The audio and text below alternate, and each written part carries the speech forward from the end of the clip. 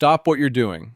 If you have a green card in your wallet right now, what I'm about to tell you will affect your life in America starting today.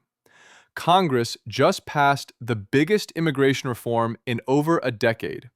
And if you don't know about these changes, you could lose your status, miss critical deadlines, or destroy your path to citizenship. This isn't clickbait. This is your future. The United States just made a historic decision that could change everything for millions of green card holders across the country. If you or someone you know holds a green card, the next few minutes could be the most important information you hear all week. What was announced today has legal experts, immigration attorneys, and families scrambling to understand what this means for their future in America.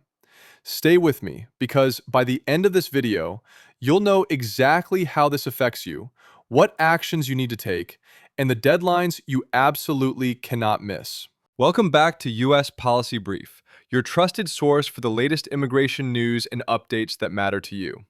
I'm Fernando, and I'm here to break down complex immigration policies into clear, actionable information that you can actually use.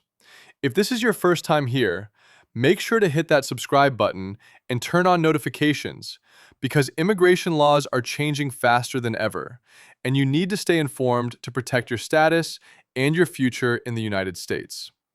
Today, we're diving deep into the brand new immigration law that just passed. And trust me, this is something every green card holder needs to understand immediately. So what exactly happened today?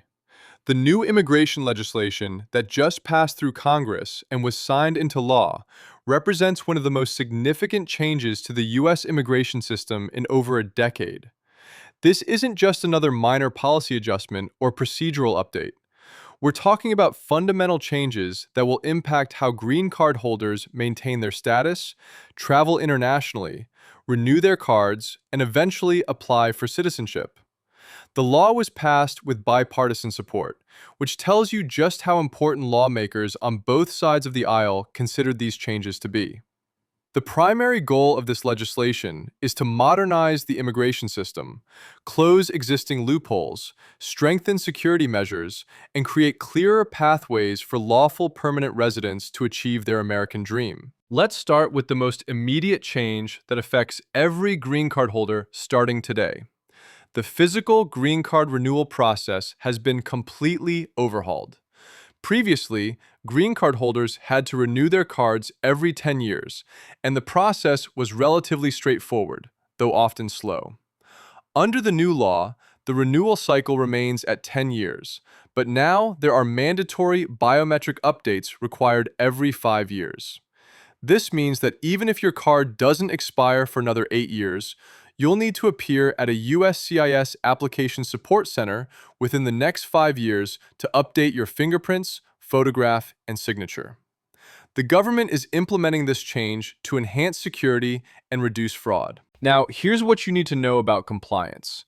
USCIS will be sending notices to green card holders in phases over the next 18 months.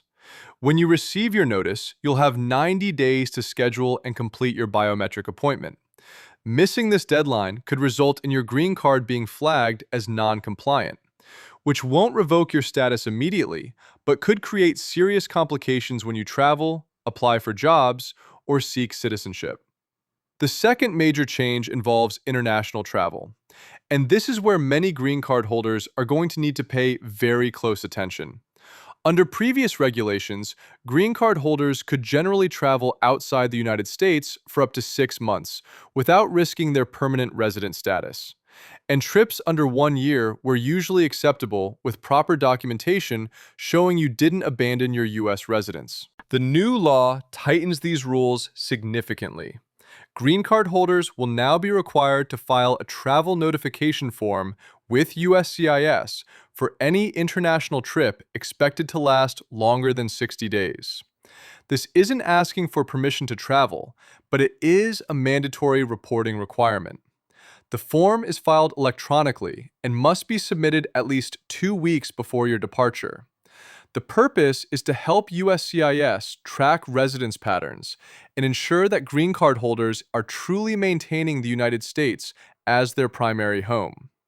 Additionally, if you're planning to be outside the United States for more than 90 days, you'll now need to provide documentation of your continuing ties to America. This could include evidence of U.S. employment that requires international work, property ownership, family connections, or other substantial ties that demonstrate you haven't abandoned your permanent residence. The consequences of noncompliance here are serious. If you return from an international trip lasting more than 60 days without having filed the travel notification, you could face enhanced screening at the port of entry, and repeated violations could lead to your green card status being questioned or even revoked. For green card holders who travel frequently for work or family reasons, this means you need to establish a system right now to track your travel and ensure you're filing the required notifications. Now, let's talk about one of the most controversial aspects of this new law, the public benefits reporting requirement. This has been a hotly debated topic in immigration circles for years, and the new legislation finally establishes clear rules. Green card holders who receive certain types of public benefits will now have that information shared between benefit granting agencies and USCIS. This doesn't mean you can't use public benefits if you're eligible, but it does mean USCIS will have visibility into your benefit usage, and this information may be considered in future immigration decisions, particularly when you apply for citizenship or if you're renewing your green card. The specific benefits that trigger reporting include cash assistance programs, long-term institutionalized care at government expense, and supplemental security income. Emergency medical care, disaster relief, public education, and child nutrition programs are specifically excluded from reporting requirements. Here's what this means in practical terms. If you're a green card holder who falls on hard times and needs temporary assistance, you can still access benefits you're legally entitled to. However, you should be aware that this usage will become part of your immigration record. Immigration attorneys are advising that green card holders carefully document the circumstances that led to benefit usage, maintain records showing it was temporary, and be prepared to explain these circumstances in future immigration applications. The law specifically states that benefit usage alone cannot be the sole reason for denying citizenship or green card renewal, but it can be a factor considered along with other elements of your case. The new law also introduces significant changes to the naturalization process, which is obviously important for green card holders who want to become U.S. citizens. The basic eligibility requirements remain the same. You still need 5 years of permanent residence or 3 years if you're married to a U.S. citizen. You still need to demonstrate good moral character, pass the civics and English tests, and meet the physical presence and continuous residence requirements. What's changed is the documentation burden and the interview process. Under the new law, naturalization applicants will need to provide much more comprehensive documentation of their entire period as a green card holder. This includes tax returns for all years of permanent residence, travel records, employment history, and residential addresses. USCIS is also implementing expanded background checks that will look more thoroughly at financial records, social media presence, and public records. The naturalization interview itself has been extended. Previously, interviews typically lasted 20 to 40 minutes. Under the new procedures, applicants should expect interviews lasting 60 to 90 minutes, with more detailed questioning about their application, their time in the United States, and their understanding of U.S. civic values and government. This isn't meant to make citizenship impossible, but rather to ensure that those who become citizens have truly integrated into American society and understand the responsibilities of citizenship. For green card holders planning to apply for naturalization, the message is clear. Start organizing your documentation now. Keep meticulous records of everything: travel logs, tax returns, employment letters, lease agreements, and any other documents that prove your physical presence and ties to the United States. Let's discuss employment changes, because this affects millions of green card holders who are working in the United States. The new law doesn't change your fundamental right to work anywhere in the country, but it does introduce new employer verification requirements that you need to be aware of. Employers will now be required to re-verify employment authorization for green card holders every 5 years, aligned with the new biometric update schedule. This means your employer will ask you to present your green card and complete a new I-9 form every 5 years. This is purely administrative, and as long as your green card is valid and you've kept up with your biometric updates, this should be a simple process. However, if you've let your biometric updates lapse, you could face employment verification problems, even though your green card itself hasn't expired yet. For green card holders in specialized fields, particularly those who originally came to the United States on employment-based visas, there's another important change.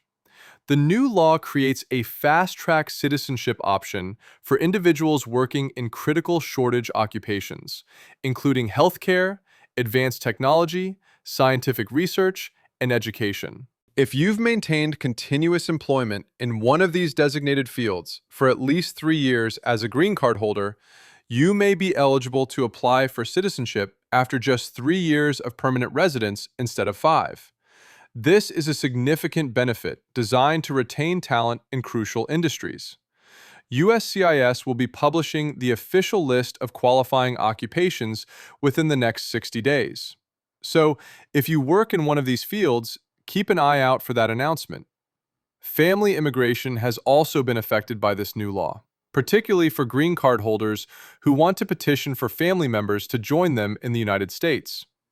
Green card holders have always been able to petition for spouses and unmarried children, but the processing times have been notoriously long, often taking years.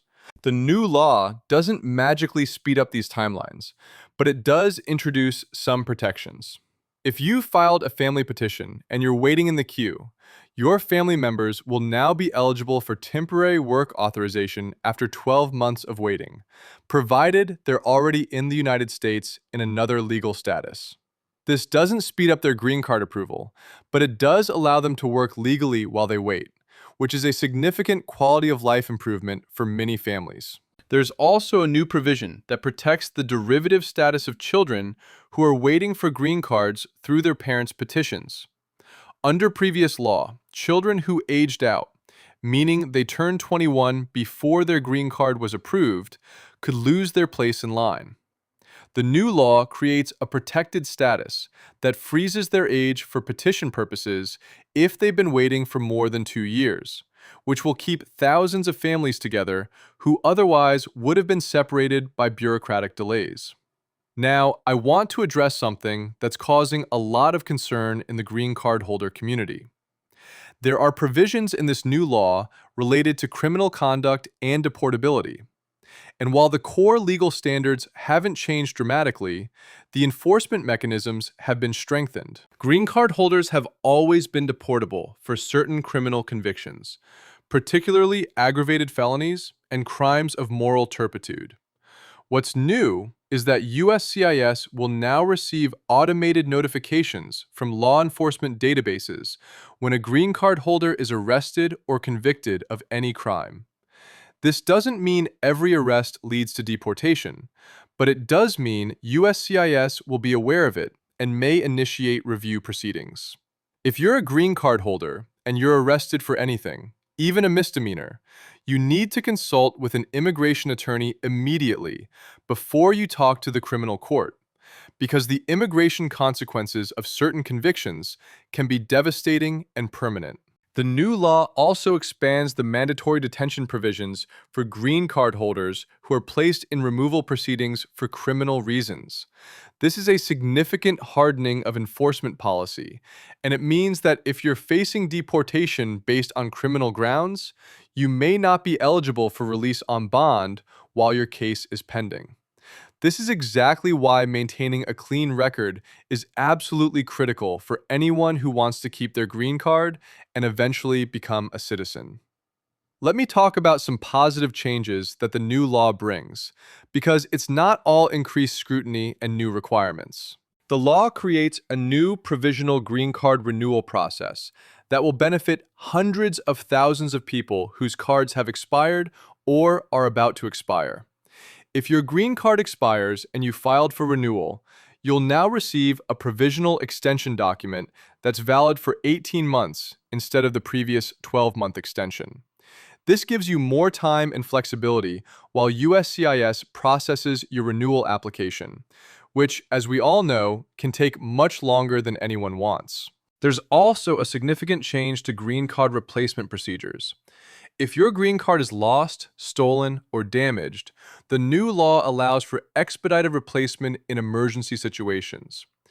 If you have an international flight within 14 days, or you need your green card for immediate employment verification, you can now request emergency processing with supporting documentation.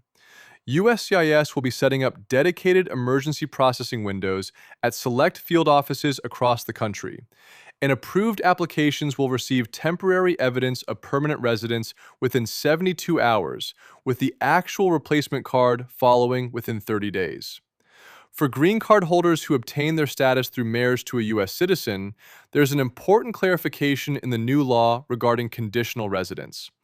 If you received a 2-year conditional green card because you've been married less than 2 years when you got your green card, the process for removing conditions has been streamlined. The filing window has been expanded from 90 days before expiration to 6 months before expiration, giving you more time to prepare your application.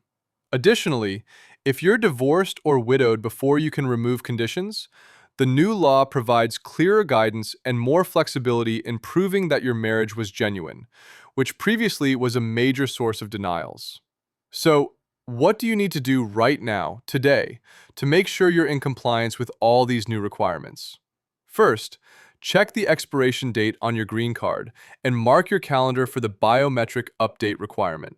Even if your card isn't expiring soon, remember that biometric updates are now required every 5 years. Second, if you travel internationally for work, family, or any other reason, start keeping detailed travel logs right now. Note every date you leave the United States and every date you return. Keep copies of your boarding passes, passport stamps, and any other evidence of your travel. Third, organize your tax documents, employment records, and residential history. Whether you're planning to apply for citizenship next month or 5 years from now, you need this documentation, and it's much easier to organize it as you go rather than trying to reconstruct years of history later. Fourth, if you use or plan to use any public benefits, understand which programs trigger reporting requirements and keep documentation of the circumstances. Fifth, if you have any interaction with law enforcement, even something minor, consult with an immigration attorney before resolving the case in criminal court. Sixth, register for a USCIS online account if you haven't already. The government is moving more and more services online, and having an account will allow you to file the new travel notifications, check your case status, receive important notices, and update your address. Seventh, if you're eligible for the Fast Track Citizenship Program in a critical shortage occupation, start gathering the documentation you'll need to prove your continuous employment in that field. This new law represents the most comprehensive reform to the green card system in recent memory. And while some of the changes create new obligations and requirements, many of them also provide new protections and opportunities. The key to successfully navigating these changes is staying informed and staying compliant. That's exactly why U.S. Policy Brief exists, to give you the information you need when you need it in a format you can actually understand and use. Before we wrap up, I want to remind you that immigration law is complex and individual circumstances vary widely. While this video gives you a comprehensive overview of the new law and what it means for green card holders generally, your specific situation may have unique factors that require personalized legal advice. If you're unsure about how these changes affect you specifically, or if you have complicated circumstances involving criminal history, benefit usage, extended time outside the United States, or other issues, please consult with a qualified immigration attorney. Most attorneys offer initial consultations, and the investment in proper legal advice now could save you from devastating consequences later. Thank you so much for watching US Policy Brief today. If this video helped you understand the new immigration law and what you need to do to stay compliant, please give it a thumbs up and share it with other green card holders in your community who need this information. Subscribe to US Policy Brief and hit that notification bell so you never miss an update. Because immigration law continues to evolve, and we'll be here to break down every important change that affects you and your family. Drop a comment below and let me know what questions you have about the new law or what immigration topics you want us to cover next. Your engagement helps us create content that serves this community better. Remember, knowledge is power, especially when it comes to protecting your immigration status. Stay informed, stay compliant, and stay tuned to US Policy Brief for all your immigration news and updates. I'm Fernando, and I'll see you in the next update. Stop what you're doing. If you have a green card in your wallet right now, what I'm about to tell you will affect your life in America starting today. Congress just passed the biggest immigration reform in over a decade, and if you don't know about these changes, you could lose your status, miss critical deadlines, or destroy your path to citizenship. This isn't clickbait. This is your future.